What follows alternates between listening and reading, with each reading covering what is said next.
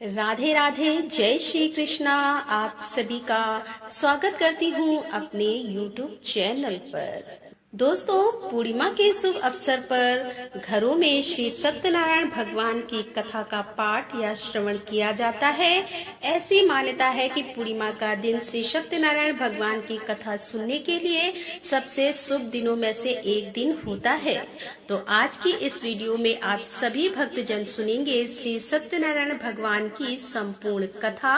हम सभी भक्त मिलकर भगवान श्री गणेश जी का ध्यान करते हुए और श्री सत्यनारायण भगवान के श्री चरण कमलों का स्मरण करते हुए आज की इस कथा का शुभारंभ करते हैं।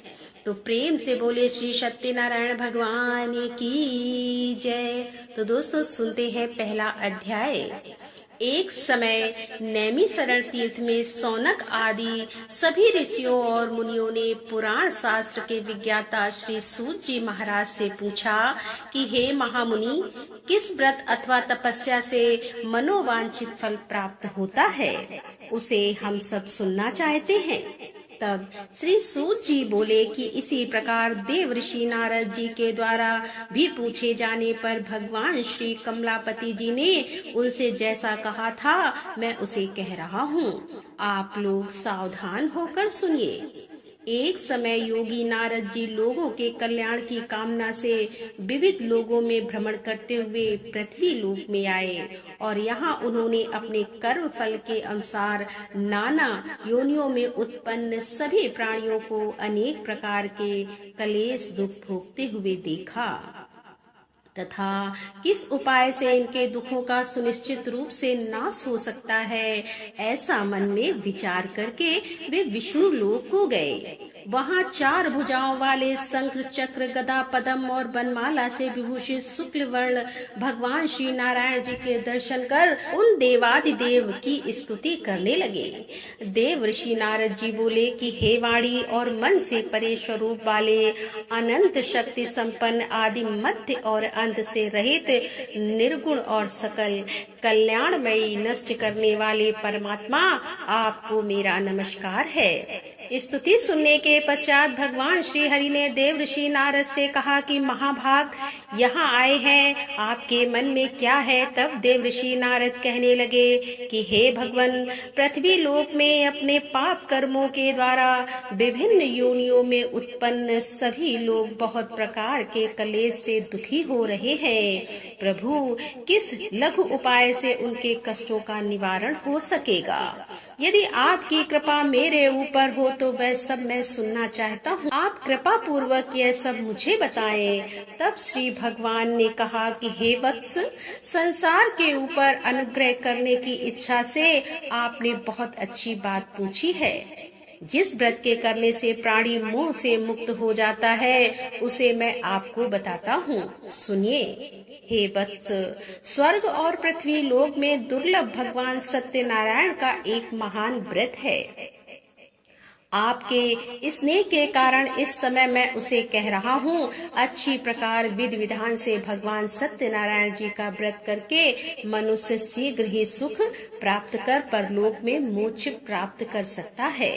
तब भगवान की ऐसी वाणी सुनकर देव ऋषि नारद कहने लगे कि हे प्रभु, इस व्रत को करने का फल क्या है, इसका विधान क्या है, इस व्रत को किसने किया और इसे कब करना चाहिए, ये सब भी विस्तार पूर्वक बतलाइए। तब भगवान श्री हरि कहने लगे कि यह श्री सत्यनारायण जी व्रत दुख शोक आदि का समन करने वाला, धन धान्य की वृद्धि करने वाला, सौभाग्य और संतान देने वाला तथा सर्वत्र विजय प्रदान करने वाला है। जिस किसी भी दिन भक्ति और श्रद्धा से सम्मिलित होकर मनुष्य ब्राह्मणों और बंधु बांधवों के साथ धर्म में तत्पर होकर साय काल में भगवान श्री सत्यनारायण जी की पूजा करे, नैवेद्य के रूप में उत्तम कोटि के भोजनी पदार्थों को सवाय मात्र में भक्ति पूर्वक अर्पित करना चाहिए। केले के फल भी दूध, गेहूं का चूर्ण अथवा गेहूं के चूर्ण के अभाव में साठी का चूर्ण, शक्कर या गुड़, यह सब योग्य सामग्री सवाव मात्रा में एकत्रित कर निवेदित करनी चाहिए। बंधु बांधव के साथ श्री सत्यनारायण भगवान जी की कथा सुनकर ब्राह्मणों को भोजन कराना चाहिए और भक्ति पूर्वक प्रसाद ग्रहण करके नृत्य गीत आदि का आयोजन करना चाहिए।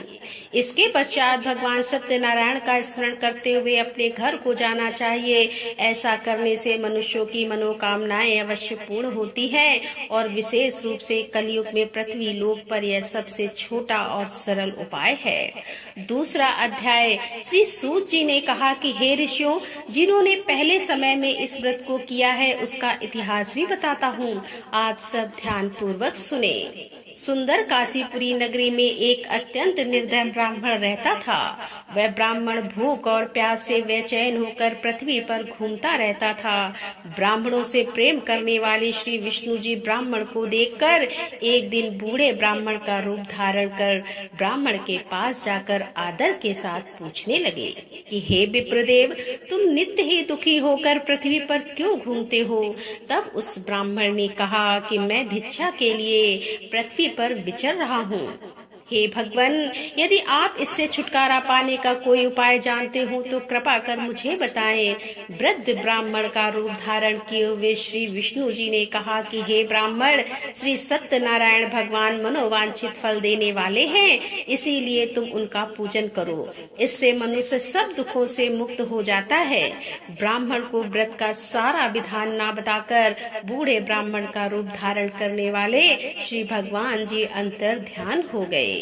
जिस व्रत को वृद्ध ब्राह्मण ने बताया मैं उसे अवश्य करूंगा, ऐसा निश्चय कर वह ब्राह्मण घर चला गया। अगले दिन वह जल्दी उठा और श्री सत्यनारायण जी का व्रत करने का निश्चय कर भिक्षा मांगने के लिए चल दिया। उस दिन उसको भिक्षा में बहुत सारा धन मिला, जिससे उसने पूजा का सामान खरीदा और घर आकर अपने बंधु बांधव के साथ श्री सत्यनारायण जी का व्रत किया। ऐसा करने से वह ब्राह्मण सब दुखों से छुटकर अनेक प्रकार की सुख समृद्धि से मुक्त हुआ। तभी से वह ब्राह्मण हर मास यह व्रत करने लगा। इसी प्रकार श्री सत्यनारायण जी के व्रत को जो शास्त्र विधि के अनुसार करेगा वह सब पापों से मुक्त होकर मोक्ष को प्राप्त हो जाएगा। आगे भी जो मनुष्य पृथ्वी पर श्री सत्यनारायण जी का व्रत करेगा वह सब दुखों से छूट जाएगा। इस तरह नारद जी से सत्यनारायण भगवान का कहा हुआ व्रत मैंने आपसे कहा। तब ऋषियों ने कहा कि हे मुनिवर, संसार में इस विप्र से सुनकर किस किस के लिए व्रत को किया है यह भी हम सुनना चाहते हैं। तब श्री सूत जी महाराज कहने लगे कि मुनियों, जिस जिस प्राणी ने इस व्रत को किया है उन सब की कथा भी सुनो। एक समय वह ब्राह्मण धन और ऐश्वर्य के अनुसार बंधु बांधव के साथ व्रत पूजन कर रहा था कि उसी समय एक लकड़हारा आया। उसने लकड़ियां वहां पर रख दी और ब्राह्मण के घर में चला गया। प्यास से व्याकुल लकड़हारे ने ब्राह्मण को व्रत करते हुए देखा तो वह अपनी प्यास को भूल गया। उसने ब्राह्मण को नमस्कार किया और पूछा कि हे ब्राह्मण देवता, आप यह किसका पूजन कर रहे हैं? इस व्रत को करने से क्या फल मिलता है? कृपया कर मुझे भी बताएं। तब ब्राह्मण ने कहा कि सब मनोकामनाओं को पूर्ण करने वाला यह श्री सत्यनारायण जी का व्रत है। इनकी ही कृपा से मेरे यहाँ धन धान आदि वृद्धि हुई है। हे विप्र, इस व्रत के बारे में जानकर वह लकड़हारा बहुत प्रसन्न हुआ और भगवान का चरणामृत लेकर और भोजन करने के बाद वह अपने घर को चला गया। अगले दिन लकड़हारे ने अपने मन में निश्चय किया कि आज गांव में लकड़ी बेचने से जो भी धन मिलेगा मैं उसी से भगवान सत्यनारायण का उत्तम व्रत करूंगा। ऐसा मन में विचार कर वह लकड़हारा लकड़ियां लेकर अपने सिर पर रखकर जिस नगर में धनवान लोग रहते थे वहां चला गया। उस दिन लकड़हारे को लकड़ियों के बदले चौगुना दाम मिले। अब वह बूढ़ा लकड़हारा बहुत प्रसन्न होकर पके केले, शक्कर, शहद, घी, दूध, दही और गेहूं का चूर्ण इत्यादि श्री सत्यनारायण भगवान के व्रत की सभी सामग्री लेकर अपने घर आ गया। फिर उसने अपने बंधु बांधवों को बुलाकर विधि विधान के साथ भगवान की पूजा और व्रत किया। उस व्रत के प्रभाव से वह बूढ़ा लकड़हारा धन, पुत्र आदि से युक्त हुआ और संसार के समस्त सुख भोग कर बैकुंठ को चला गया। तो अब सुनते हैं तीसरा अध्याय। श्री सूत जी ने कहा कि हे श्रेष्ठ मुनियों, अब एक और कथा कहता हूँ। पूर्व काल में उल्कामुख नाम का एक बुद्धिमान राजा था। वह सत्य वक्ता और जितेंद्री था। प्रतिदिन मंदिरों में जाता और गरीबों को धन देकर उनके कष्ट दूर किया करता था। उसकी पत्नी सुंदर और सती साध्वी भद्रशालाता नदी के तट पर उन दोनों ने श्री सत्यनारायण भगवान जी का व्रत किया। साधु नामक एक वैश्य राजा को व्रत करते देखकर उसे पूछने लगा कि हे राजन, भक्ति युक्त मन से आप यह क्या कर रहे हैं? मेरी सुनने की इच्छा है। तब महाराज उल्कामुख ने कहा कि हे साधु वैश्य, मैं अपने बंधु बांधवों के साथ संतान प्राप्ति के लिए महाशक्तिमान सत्यनारायण भगवान जी का व्रत और पूजन कर रहा हूँ। तब उसने कहा कि हे राजन, मुझे भी इस सब का विधि विधान बताइए। मैं भी आपके कहे अनुसार इस व्रत को करूँगा और मुझे कोई संतान नहीं है और मुझे विश्वास है कि इससे निश्चय ही मेरे यहाँ भी संतान होगी। राजा से सब विधान सुनकर व्यापारी ने निर्भीत होकर वह वैश्य खुशी खुशी अपने घर आ गया। वैश्य ने अपनी पत्नी लीलावती से संतान देने वाले उस व्रत का समाचार सुनाया और निश्चय किया कि जब हमारे यहाँ संतान होगी तब मैं भी इस व्रत को करूँगा। एक दिन उसकी पत्नी लीलावती सांसारिक धर्म में प्रवृत्त होकर गर्भवती हो गई। उसने एक सुंदर कन्या को जन्म दिया। कन्या का नाम कलावती रखा गया। इसके बाद लीलावती ने अपने पति को याद दिलाया कि आपने जो भगवान का व्रत करने का संकल्प लिया था, अब आप उसे पूरा कीजिए। साधु वैश्य ने कहा कि हे प्रिय, मैं कन्या के विवाह पर इस व्रत को अवश्य करूंगा। इस प्रकार अपनी पत्नी को आश्वासन देकर वह व्यापारी व्यापार करने लगा और काफी दिनों के बाद वह लौटा तो उसके नगर में सखियों के साथ अपनी पुत्री को खेलते देखा। वैश्य ने तुरंत कलावती के लिए एक सुयोग वर की तलाश की। कंचन नगर में एक सुयोग वणिक पुत्र से अपने बंधु बांधव सहित प्रसन्न मन से अपनी पुत्री का विवाह उसके साथ कर दिया। वैश्य विवाह के समय भी सत्यनारायण भगवान का व्रत करना भूल गया। इस पर श्री सत्यनारायण भगवान की लीला हुई और अपने कर्म में कुशल साधु नामक वैश्य अपने जमाता सहित नाव को लेकर व्यापार करने के लिए समुद्र के समीप स्थित रत्न सारपुरिया का धन चुराकर भाग जा रहा था। राजा के दूतों को अपने पीछे आते देखकर चोरों ने घबराकर राजा के धन को उनकी नाव में रखा और भाग गए। जहाँ ससुर और जमाई थे, राजा के दूतों ने जब धन को उनकी नाव में रखा देखा तो पकड़कर राजा के पास जाकर कहने लगे कि महाराज, हम ये 2 चोर पकड़कर लाए हैं, आप आज्ञा दीजिए। राजा ने कारागार में डालने की आज्ञा दे दी। इस प्रकार राजा की आज्ञा से उनको कठिन कारावास में डाल दिया गया तथा उनका सारा धन भी ले लिया गया। सत्यनारायण भगवान जी की लीला के अनुसार साधु वैश्य की पत्नी लीलावती और पुत्री कलावती भी घर पर बहुत दुखी हुई और उनके घर में रखा हुआ सारा धन चोर चुरा कर ले गए। एक दिन शारीरिक और मानसिक पीड़ा से और भूख प्यास से अति दुखित होकर भोजन की चिंता में कलावती एक ब्राह्मण के घर गई। उसने श्री सत्यनारायण भगवान का व्रत होते देखा। उसने कथा सुनी और प्रसाद ग्रहण कर रात को घर आई।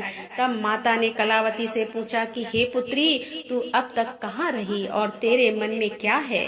तब कलावती कहने लगी कि हे माता, मैंने श्री सत्यनारायण भगवान का व्रत होते देखा है। तब कलावती वचन सुनकर लीलावती ने सत्यनारायण भगवान जी के पूजन की तैयारी की। उसने परिवार और बंधु बांधव सहित मिलकर श्री सत्यनारायण भगवान जी का पूजन और व्रत किया और मनोकामना मांगी कि मेरे पति और दामाद शीघ्र ही घर लौट आए। साथ ही उनसे प्रार्थना भी की कि हे प्रभु, हम सबके अपराध क्षमा कीजिए। श्री सत्यनारायण भगवान जी इस व्रत से संतुष्ट हो गए। उन्होंने राजा चंद्रकेतु को स्वप्न में दर्शन देकर कहा कि हे राजन, जिन दोनों वैश्य को तुमने बंदी बना रखा है वे निर्दोष है, उन्हें प्रातः काल ही छोड़ देना। राजा से ऐसा कहकर भगवान अंतर ध्यान हो गए और प्रातः काल राजा चंद्रकेतु ने सभा में सभी को अपना स्वप्न सुनाया और सैनिकों को आज्ञा दी कि दोनों को कारागार से मुक्त कर सभा में लाया जाए। दोनों ने आते ही राजा को प्रणाम किया। तब राजा उनसे कहने लगा कि हे महानुभाव, तुम्हें अज्ञानतावश ऐसा दुख हुआ है, अब तुम्हें कोई भय नहीं है, अब तुम दोनों मुक्त हो। ऐसा कहकर राजा ने उन्हें नए नए वस्त्र आभूषण दिए और उनका जितना धन लिया था उसे दोगुना कर उन्हें आदर और सम्मान से विदा कर दिया। चौथा अध्याय। श्री सूत जी ने कहा कि वैश्य और उसके जमाई ने मंगलाचार करके यात्रा आरंभ की और अपने नगर की ओर चल पड़े। थोड़ी ही दूर आगे बढ़े थे कि एक दंडी वैश्य श्री भगवान जी उन्हें मिले और उनसे पूछने लगे कि हे वैश्य, तेरी नाव में क्या है? अभिमानी बड़ी हंसता हुआ कहने लगा कि दंडी, आप क्यों पूछते हैं? क्या धन लेने की इच्छा है? मेरी नाव में तो बेल और पत्ते भरे हैं। वैश्य के कठोर वचन सुनकर दंडी रूप ने भगवान ने कहा, तुम्हारा वचन सत्य हो। ऐसा कहकर वे वहां से कुछ दूर जाकर समुद्र के किनारे बैठ गए। दंडी महाराज के जाने के पश्चात वैश्य नित्य कथा से निर्मित होने के बाद जब नाव को ऊंची उठी देखा तो बड़ी हैरानी हुई और नाव में बेल पत्ते आदि देखकर मूर्छित होकर जमीन पर गिर पड़ा। होश आने पर अत्यंत शोक प्रकट करने लगा। तब उसकी जमाई ने कहा, पिताजी आप शोक ना करें, यह दंडी महाराज का ही काम है, अतः उनकी शरण में ही हमें चलना चाहिए, तभी हमारी मनोकामना पूरी हो सकेगी। जमाई के वचन सुनकर दंडी महाराज के पास पहुंचा और भक्ति भाव से उन्हें प्रणाम करके कहने लगा कि हे प्रभु, मैंने जो आपसे असत्य वचन कहे थे उनके लिए मुझे क्षमा कर दीजिए। ऐसा कहकर वैश्य रोने लगा। तब दंडी भगवान बोले कि हे बड़े पुत्र, मेरी आज्ञा से ही तुझे बार बार दुख प्राप्त हुआ है, क्योंकि तू मेरी पूजा से विमुख हुआ है। तब उसने कहा कि हे भगवान, आपकी माया से ब्रह्म देवी आपकी पूजा करूंगा, कृपया मेरी रक्षा कीजिए और पहले के समान मेरी नौका को धन से भर दीजिए। उसके इस प्रकार भक्ति युक्त वचन सुनकर सत्यनारायण भगवान प्रसन्न हो गए और उसकी इच्छा के अनुसार वरदान देकर अंतर ध्यान हो गए। तब ससुर और जमाई दोनों ने नाव पर आकर देखा कि नाव तो धन से भरी हुई थी। फिर वह भगवान सत्यनारायण जी का पूजन कर अपने जमाई सहित अपने नगर की ओर चल पड़ा। जब वह अपने नगर के निकट पहुंचा तब उसने एक दूत को अपने घर भेजा कि दूत ने वैश्य के घर जाकर उसकी पत्नी को नमस्कार किया और कहने लगा कि आपके पति अपने दामाद सहित इस नगर के समीप आ गए हैं। लीलावती और उसकी कन्या कलावती उस समय भगवान का पूजन कर रही थी। दूत का वचन सुनकर साधु की पत्नी ने बड़े हर्ष के साथ सत्यदेव का पूजन पूर्ण किया और अपनी पुत्री से कहने लगी कि मैं अपने पति के दर्शन को जाती हूँ, तू भी पूजा समाप्त कर शीघ्र आ जाना। परंतु कलावती पूजन और प्रसाद छोड़कर जल्दी जल्दी अपने पति के दर्शन करने के लिए चली गई, परंतु उसको पति के दर्शन प्राप्त ही नहीं हुए।